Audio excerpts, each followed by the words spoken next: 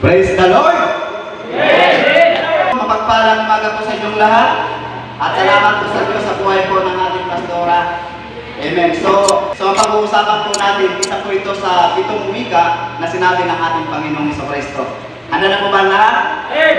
Amen. So kung ano man po ang inyong maririnig, unawain nyo naman po. Amen. So sa buhay po natin bilang Kristiyano, gaya po ng ating narinig kanina, may kanya-kanya po tayong mga sasabihin sa takda ng panahon ng ating buhay. Amen. Yung iba, boring, at marami pang iba na hindi nila nagustuhan ang kanilang naging buhay nung sila po ay nabubuhay sa ibabaw ng mundong ito. So salamat sa Diyos sa tubig. Then sa buhay po natin, malalaman po natin kung ano po ang ating nararamdaman sa ating buhay. Amen? Kung ano po ang pakiramdam ng ating katawan. Amen? Habang tayo po ay may hininga pa. Pero siguraduhin po natin sa ating buhay na tayo po ay makapagsalita ng muling wika na kung saan ay mabuti at mapuring natin ang ating dakilang Diyos na buhay. Kaya po, nang narinig po natin kanina kay Mama Dio, na tama po yun, na bago po siya nanagutan ng hininga, ay nagpuri siya sa ating Diyos na buhay. At sinabi niya na mabuti ang Diyos, kaya dapat napurihin ang ating dakilang Diyos na buhay. Amen? Amen. So, ang ating pong pag-uusapan, ito po ay kasama sa 7 last word. The 7 last word. Amen? Ng ating Panginoon. So, ang ating pong pag-uusapan, ito po yung una na kanyang winika. Amen? Bali dalawa po siya, ang una at ikalawa. So, samahan niyo po ako sa pagbabasa ng Biblia. Dito po sa Lucas 23 verse 34, unahin po natin sa 33. Ganito po ang kanyang sinabi. Nang dumating sila sa isang bundok na tinatawag na Bungo, ipinako nila si Jesus sa krus. Ipinako rin ang dalawang kriminal, isa sa kanyang kanan at isa sa kaliwa. 34. Sinabi ni Jesus, Ama, patawarin mo sila sapagkat hindi nila nalalaman ang kanilang ginawa. Supurihin ang ating dakilang Diyos na buhay sa kanyang unang wika. Amen? So mga kapatid ko, ito po yung panahon na kung saan na ang ating Panginoon ay dinala nila sa bundok na tinatawag na Bungo. Amen? Dinala nila roon ang ating Panginoon na tadtad ng sugat, panlalait, pangungutya sa napakaraming taong makasalanan. Kung saan na ang ating Panginoon na walang ibang ginawa kundi maihayag ang pinakamainam at pinakamabuti upang malaman at maunawaan ng marami na kung paano siya nagkamali ang mailapit ng ay ang mga tao. Amen? Sa ikabubuti ng buhay ng tao. At ang nangaral ng ating Panginoon, ipinangaral niya ang pagsisisi. Tama po? At pagtalikod sa mga kasalanan, hindi nagustuhan ng maraming tao. Kasama na po ang mga kaparian ng mga panahon na yun, 2,000 years ago. Hindi nagustuhan ang pangangaral ng ating Panginoon. Walang naniwala. Amen? Walang nanampalataya. Hindi nila nagustuhan ang pangangaral ng ating Panginoon. Kaya ganun na lamang ang kanilang pananatid sa ating Panginoon bilang ang nagatawang tao ng mga panahon na yun. Amen? So, dinala nila sa bundok. Pinapasan ng cross ako saan napakabigat nun. Amen? Sa buhay nga natin, tayo po na magbuhat lang tayo ng ganun, mabigat na po yun. Mahirapan na po tayo. Ako po, mahirap kaya magbuhat. Hindi mas lalo po yung cross na napakalaki nun. At napakabigat na kapon yun. Amen? Pero ano po ang ginawa natin Panginoon? Ginawa niya ang nararapat. Ni hindi man lang siya nagalit. Ni hindi man lang siya nagreklamo. Amen? Dahil alam niya na ang mga tao ay kahabag-habag at kawa-awa. Amen? Diba dapat ang ating Panginoon, pag tinitingnan natin, binubugbog, amen, sinasaktan, pinapasan ng mabigat ng cross, ay tayo ay maawa, tama po? Diba kawa-awa? Pero hindi. Amen? Ang Panginoon pa ang naawa sa napakaraming tao palulusog na lalapit sa Kanya, nangungutya, inuusig. Amen? Laban sa Kanyang salita. Hindi po siya nagalit, hindi man lang siya nagreklamo. Ganun kabuti ang Panginoon. Amen? Alam niyo po kung gaano kamakasalanan ang maraming tao ng panahon na yun. Amen? Sa kanilang pangangalunya, pakikiapid, pag-inom ng alak, bisyo at kasalanan, pagpatay, amen? Panlalait, pangmudya, pagmumura ng pakarami ng ginagawa kasalanan ng pakaraming tao ng mga panahon na yun. Pero ano ang sabi ng Panginoon? Amen? Ama, patawarin niyo po sila sapagkat hindi nila nalalaman ang kanilang ginagawa. Amen? Naunawa po natin, Church. Sa buhay po natin, tayo po ay nanggaling sa napakadilim na pamumuhay sa ibabaw ng mundong ito. Isa po sa atin ay palamura. Tama? Isa po sa atin ay nanlalait. Tama po? Nanguusik. Hindi tanggap ang salita ng Diyos. Walang naniniwala. Amen? Talagang ini-ignore ang salita ng Diyos. Iba't iba ang uri ng ating kasalanan sa panahon ngayon. Pero anong ginawa ng Panginoon? Amen? Hiningi pa rin niya ng tawad ang napakaraming tao na makasalanan sa ibabaw ng mundo ito. Upang iparating sa iyo kung gaano siya, amen, kadakila, kung gaano siya kabuti na Diyos, kung gaano sa mapagmahal ng Diyos, maiparating sa iyo na mahal ka pala ng ating dakilang Diyos ng buhay. Alam niyo po mga kapatid, kapag ito ay aking nababasa, lalo na kaninang umaga, nabagbag ang ating damdamin, ang ating puso. Bakit? Dahil habang binabasa ko siya, na pinapanawa sa akin ng Panginoon kung paano niya ipinakikita kung gaano niya ako kamahal, kung paano niya ako hiningi ng tawad sa ating Diyos na naman sa langit. At kung paano niya hiningi ng tawad ng napakaraming tao, amen, na punong-puno ng galit ang pinanakit, punong-puno ng kasamaan, punong-puno ng pagkaingit, punong-puno ng pagmamataas, pagmamalaki sa buhay. Hiningi ng tawad ng ating dakilang Diyos na buhay upang may parte sa iyo kung gaano kanya kamahal. Palakpakan po natin ang ating dakilang Diyos na buhay.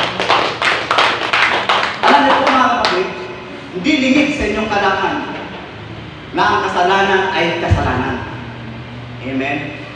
At alam naman po natin, naunawaan po natin sa ating pong pagbabasa ng Biblia, wala pong nakalatag o nakasulat, amen, sa banal na kasulatan na ang makasalanan ay papasok ng kaharian ng langit. Wala po. Amen.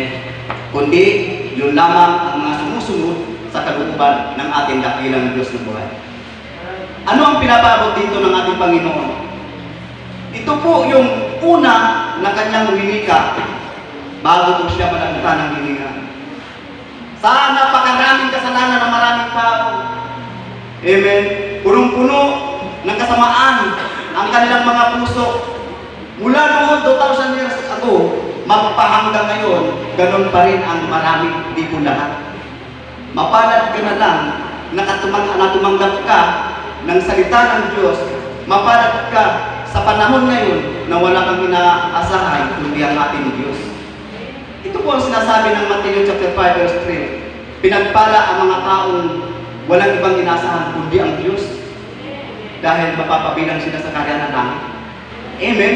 So, ibig sabihin mga kapatid ko, nung panahon na yon, habang naglalakad ang Panginoon, linalatigo, inuusig, masasakit na salita ang kanyang naririnig. Amen? Pero ano ang kanyang ginawa? Hindi niya pinakinggan ang mga sinasabi masasama. Amen? Bagos ginawa niya ang nararapat. Ginawa niya kung saan na dadalhin niya ang kasalanan ng pakaraming na sa cross ng Kalbaryo. Amen? Upang ikaw at ako ay maligtas sa panahon na yun. Amen?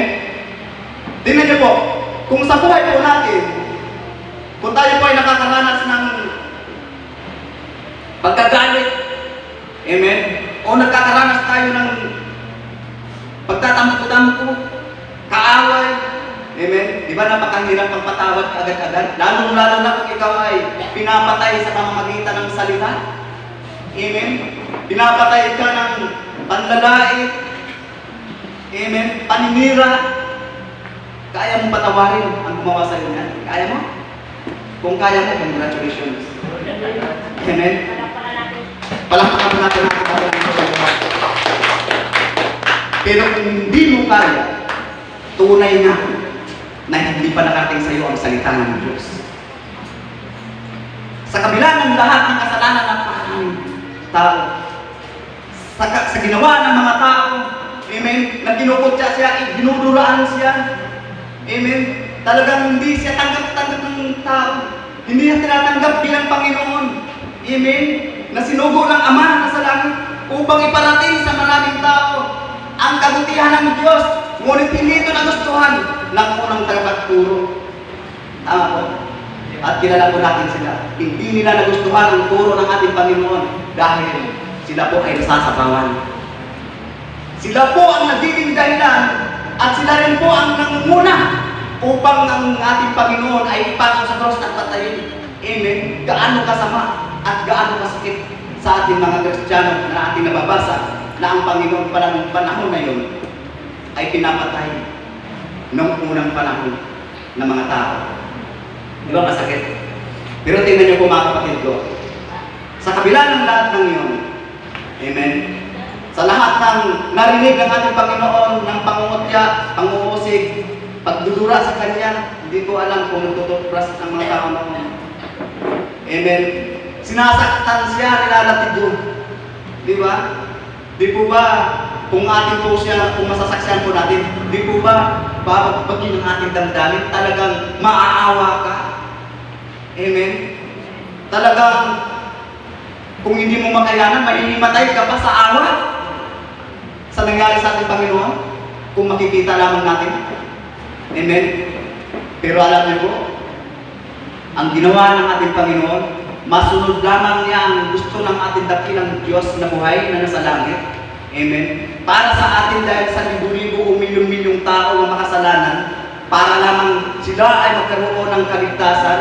Amen. At makarating sa kanila ang awa ng Diyos, ang ginawa ng ating dakilang Diyos na buhay, ipinadala ang bugtong nanak ang ating Panginoon upang maipako sa cross sa kasalanan mo, sa kasalanan ko, at sa kasalanan ng maraming tao. Amen. Nawa na-appreciate ito ng napakaraming tao. Nawa, naunawaan nila itong ang ginawa ng Panginoon. Amen. Na talagang nagpabaya lang siya. Hinayaan lang niya na siya binubugbog. Amen. Maligtas ka lang sa iyong pagbisyo. Amen. Sa iyong pagpatay, no? Ng kapwa mo. Sa iyong panlalait. Sa iyong pangusig. Sa pangangalunya, pakikiapit. Amen. At marami pang kasalanan. Hinayaan ng Diyos na mangyari at maganap yun. At sa pagdating ng panahon ay pinadala niya ang kanyang bugtong na anak. Tunay sa pamamagitan ng ating Panginoong Jesucristo, mapapawalang sala ang napakarami. Hindi ka pa nagsisi niya. Para pagkakalasan ka ng kanyang buhay. Hindi ka pa nagsisi niya, pinatawad ka na ng Diyos. Di awas mo na humingi ka ng tawad sa Diyos. Di ba lalo nakapatatawarin ang ating dakilang Diyos na buhay? Amen! Palakpakan po natin ang ating Diyos. At ano ang sabi ng Panginoon, Ama? Patawarin po sila sapagkat hindi nila nalalaman ang kanilang ginagawa. Amen? Ganon kabuti ang Panginoon. Ganon siya. Amen? Mapagmahal na Diyos. Pero tingnan niyo po sa panahon ngayon. Ini-invite na. Amen? Sinisira ng salita ng Diyos. Hali kayo. Kung saan na tayo po ay mag-aaral ng salita ng Diyos upang magkaroon ka ng pag-asa. Magkaroon ka ng maayos na buhay. Hindi po dahil sa yayaman ka. Amen? Kundi magkaroon ka ng ayos na buhay na magkaroon ka ng relasyon sa dakilang Diyos na buhay. Amen? Magkaroon ka ng totoo na kinikilala sa buhay mo. Yung totoong Diyos na nag-alay ng buhay na walang ibang sinabi kundi patawarin ka sa iyong mga kasalanan at sa kasalanan ko. Amen? Ganun kabuti ang Panginoon. Alam niyo po, kaninang umaga, nire-review po siya eh. Review. Siyempre, hindi pwedeng ngayon ka nagbasa at sa sunod ka pa magtuturo, ay doon ka na lang ulit magbabasa. Hindi, kailangan nire-review. Kaninang umaga sa aking pagre-review, binabasa ko siya. Eh hindi ko na namamalayan, gumagano'n-gano'n na yung pakiramdam ko. Yung nauunawaan ko na kung gaano kahirap ang ginawa ng Panginoon. Ibig sabihin, talagang naano ako na tawag nito. O sabihin na natin na talagang tumibok ang puso ko sa ginawa ng Diyos sa buhay natin. Umiyak ako. Sabi ng aking dating, bakit ka umiyak? Ang sabi ko, umiyak ako dahil ang ginawa ng Panginoon sa mga tao ay pinakita rito kung gaano kamahal ng Panginoon ang maraming tao. Grabe ang kasalanan ng tao mula noong panahon na yun, hindi kinikilala si Kristo. Grabe ang kasalanan, napaka-lupit na kasalanan. Pero ang sinabi ng Panginoon, Ama, patawarin niyo po sila sapagkat hindi nila naunawaan ang kanilang ginagawa. Umiyak ako. Umiyak ako. Alam niyo po, doon ko talaga na na-appreciate talaga ang ginawa ng Diyos na talagang sino ako, sino ka, at sino ang maraming taong makasalanan upang patawarin ng Diyos. Sa buhay natin, baka mayroon po sa inyo dyan na may kagalit. Alam niyo po, ang pinakamabuti na gagawin, patawarin ang inyong kagalit. Amen? Dahil ang sabi ng Panginoon, habag ang kanyang nais, hindi ang hain. Amen? Magkaroon tayo ng awa sa ating kapwa. Kailangan mangingibabaw ang pag-ibig. Amen? Kailangan mangingibabaw ang kalooban ng Diyos. Bakit? Dahil ayaw ng Diyos na ang tao ay nagkakaroon ng tampo, galit, hinanakit. Dahil yan po ang nagiging sanhi kung bakit hindi naliligtas ang marami. Nagsasanhi po siya ng kasalanan. Tama po? Kailangan sa buhay na ito, anuman ang ating nararanasan sa ibang tao, huwag po tayo magtanim ng galit, tampo, hinanakit. Bakit? Dahil hindi po yan ginawa ng Diyos. Bagos, ang sinabi ng Panginoon, patawarin po sila sapagkat hindi nila nalalaman ang kanilang ginawa. Yan po ang unang wika ng ating dakilang Diyos na buhay. Amen. Palapakan po natin ating Panginoon. So, malinaw. Amen. Kung dumating sa buhay po natin na tayo po ay magkaroon ng pagkakataon, o salamat po sa mga naunang nagsisi at tumalikod sa mga kasalanan dahil yan po ay ang pinaka-importante sa buhay po natin, ang magkaroon ng pagsisisi at pagtalikod sa mga kasalanan upang nang sa gayon, yung sinabi ng ating Panginoong Jesucristo na tayo po'y dapat patawarin ng Diyos, ng ating Amang nasa langit, ay manatili. Amen? Manatili ang kahabagan at kawaan at kapatawaran ng Diyos. Amen? Kung tayo po ay nagsisisi at tumalikod sa mga kasalanan. Kaya alam niyo po mga kapatid ko, kailangan sa buhay po natin, hindi po tayo dapat nagtatanim ng galit, tampo, hinanakit. Patatawarin po natin ang mga nagkasala sa atin upang nang sa gayon, tayo rin naman po ay patawarin ang ating Amang nasa langit. Palakpakan po natin ang ating Panginoon.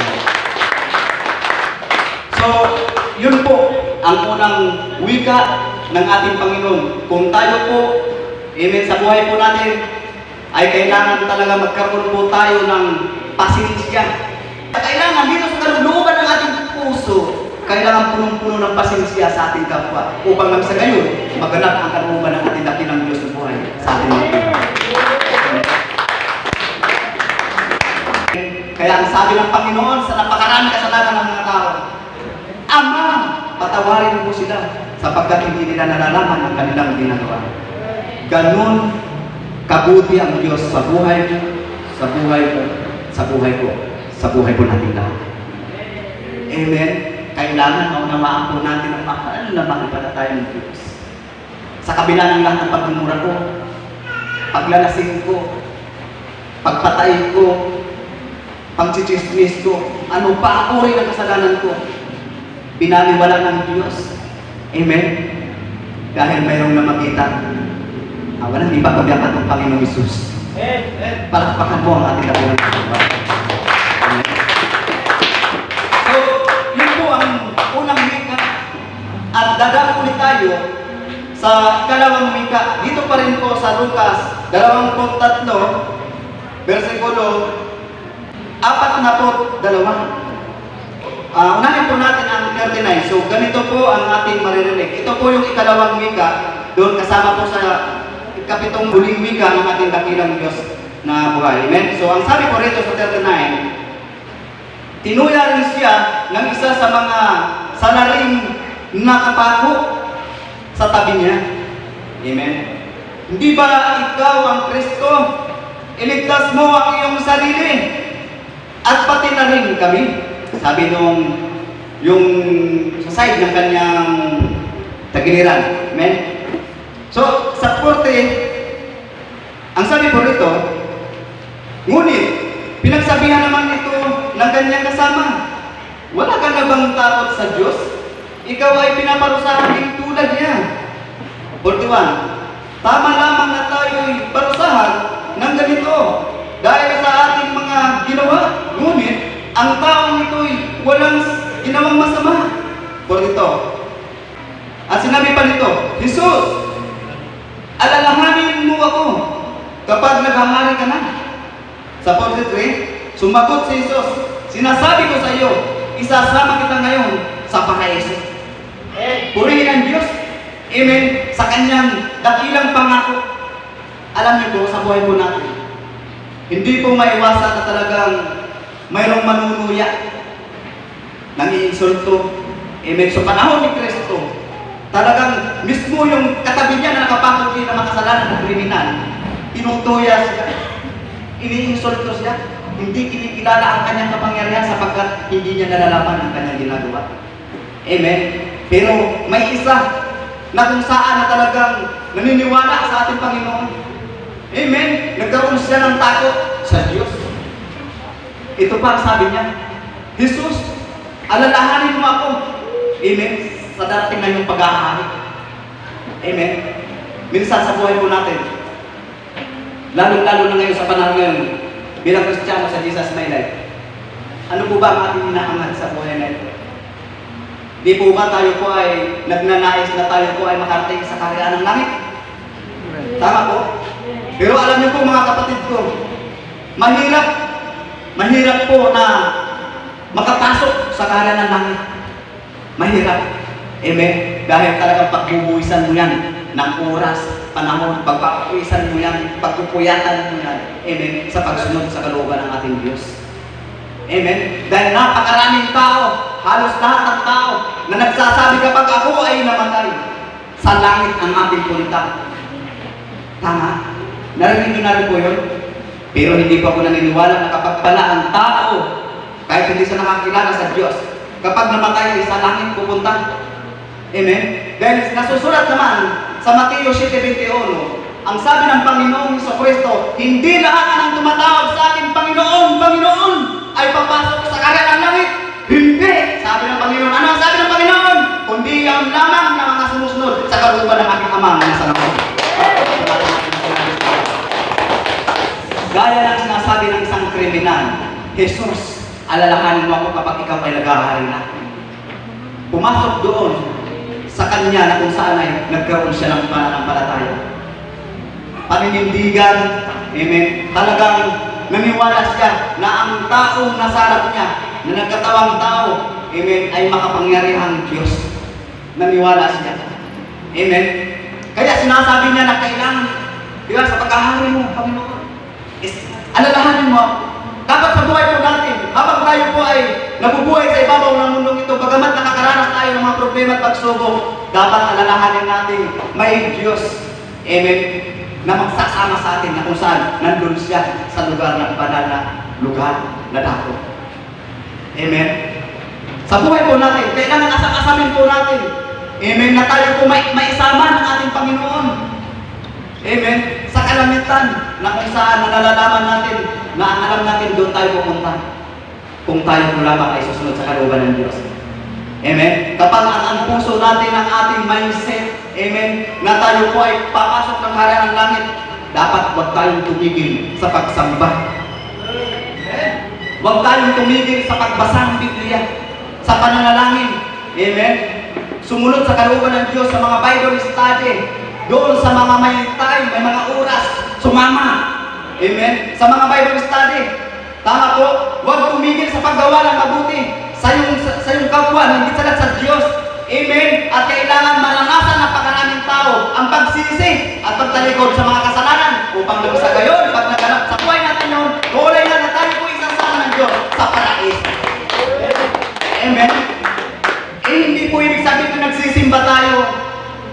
nandiyan tayo, active tayo, talagang lagi-lagi tayo nandiyan. Nagpipray and fasting, umatin ng hermeneutics. Amen? Hindi po ibig sabihin doon po sa ginagawa natin yun, okay na. Bagamat hindi po masama yan. Amen? Ibig sabihin po mga kapatid, hindi po ibig sabihin na ginagawa nga natin yan, maliligtas na tayo kung hindi tayo nananampalataya. Amen? Ibig sabihin, ginagawa natin ang lahat ng yan, sumasamba tayo ng araw ng linggo, nagpipray and fasting tayo, nag-hermeneutics tayo, nakakasama tayo sa mga Bible study, amen, at hanggang kamatayan ng ating buhay, yun pa rin ang ginagawa natin, magpakailanman. At doon natin mararanasan na tayo nga po ay makakapasok sa kaharian ng langit. Pero kung hindi natin ginagawa, pasensya. Sabi ni Kuya Ige, pasensya sa hindi makakatanggap ng mga biyaya na kaloob ng Diyos. Amen? Dahil ang biyaya ng Diyos, natatanggap lamang yan, amen, ng mga taong gustong sumunod sa kalooban ng ating Panginoon.